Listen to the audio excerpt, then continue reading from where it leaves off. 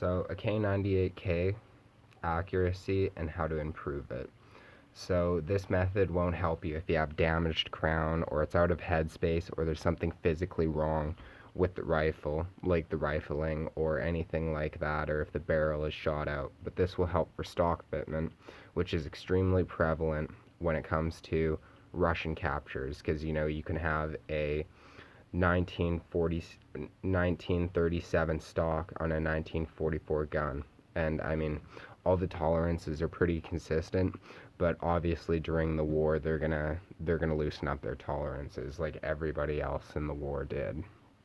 So this just comes down to barrel fitment or stock fitment and barrel harmonics and how to control those things. So what I did, which turned a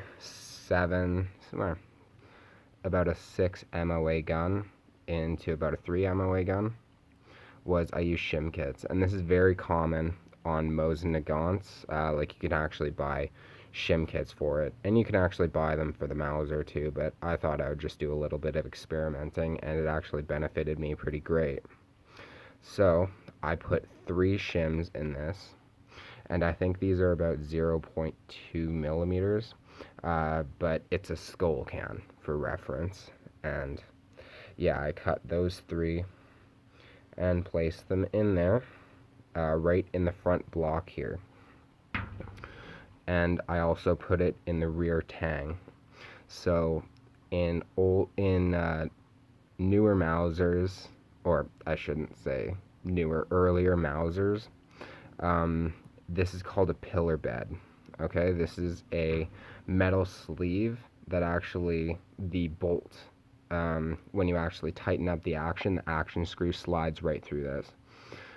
This was actually done for accuracy, and I've seen some earlier stocks not have this. I don't know if they just fell out or deteriorated or whatever, but this helps as well because it gives you more of a clamping area and more of a clamping surface and bearing. So pillar bedding really helps on top of the shims that I'm also putting in. So the last thing I'll show you that I did was I put this is like a texture cloth, I think it's called, but it has holes in it, and it's spongy, and kind of you're able to compress it.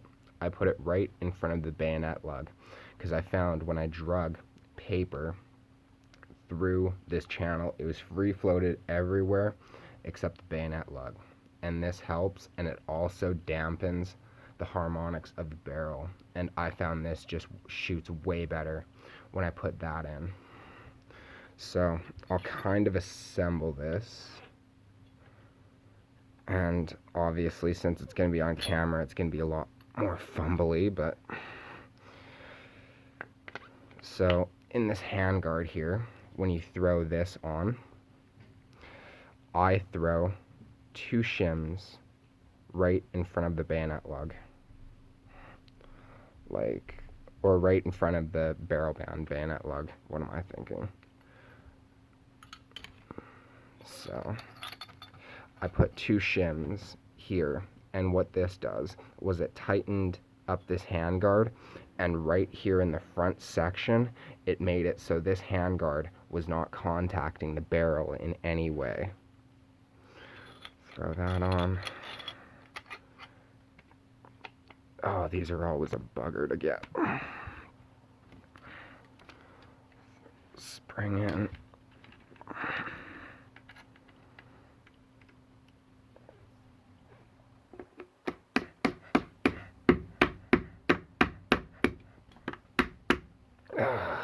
There we go. Got that.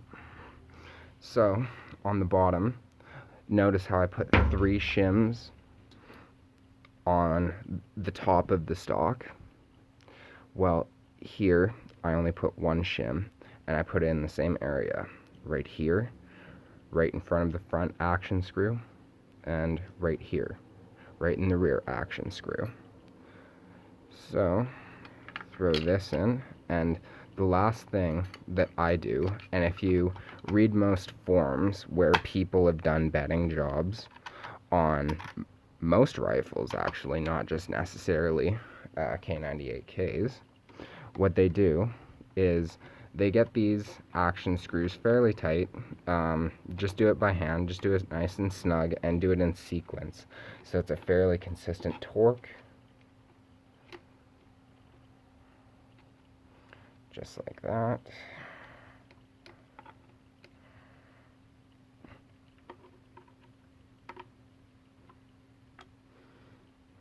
And just do it fairly consistently. And then make this one fairly snug.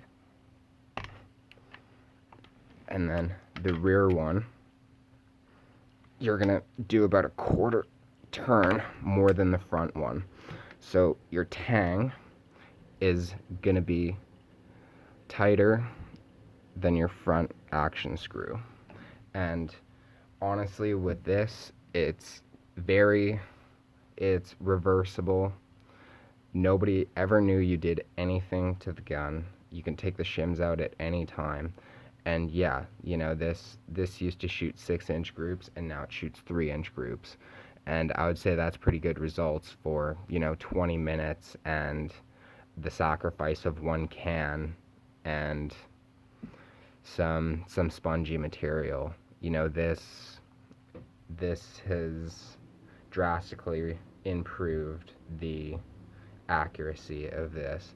And again, this won't really help you if you have any mechanical issues with the rifle, you know, like your crown's bad or whatever. But especially for Russian captures, if you have bad stock fitment, you will have accuracy issues, and doing this will help. And here's another thing that I found. For your shims, if they're way too thick, you know, your shims are way too thick, like, I don't know, like a millimeter or something like that thick, I found that it makes the bolt sticky, and I found that it screws up the trigger. But that's my experience. So hope you guys enjoyed that, and I really hope that this works for you and helps you shoot some deadly groups.